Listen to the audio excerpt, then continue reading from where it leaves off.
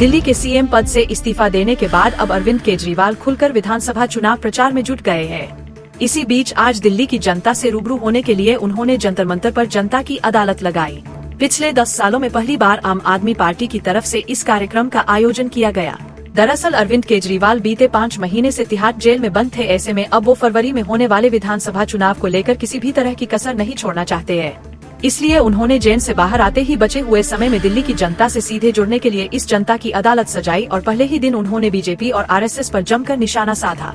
इसके साथ ही उन्होंने आरएसएस चीफ मोहन भागवत से 5 सवाल भी पूछे। केजरीवाल के निशाने पर थे नड्डा, शाह और पीएम मोदी। दिल्ली की जंतर मंतर पर सजी जनता की अदालत में अरविंद केजरीवाल ने बीजेपी के कई नेताओं पर निशाना साधा। उन्होंने खासकर पीएम मोदी और बीजेपी की राजनीति पर सवाल उठाए हैं।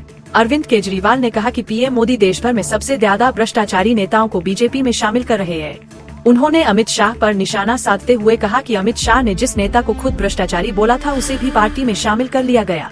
उसके बाद अरविंद केजरीवाल ने बीजेपी के अध्यक्ष जेपी नड्डा पर भी हमला करते हुए आरएसएस से सवाल किया।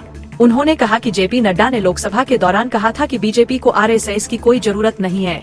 आरएसएस बीजेपी की मां के समान है। क्या बेटा इतना बड़ा हो गया कि मां को आंखें दिखाने लग गया? जनता की अदालत का चुनाव पर असर। देश में इस वक्त विधानसभा चुनाव का शोर गूंज रहा है। जम्मू कश्मीर में विधानसभा चुनाव के पहले चरण की वोटिंग भी हो गई है। वहीं दिल्ली में अगले साल फरवरी में विधानसभा चुनाव होने हैं। ऐसे में आम आदमी पार्टी फिर से दिल्ली में काबिज होने के लिए एड़ी चोटी का जोर लगा रही है।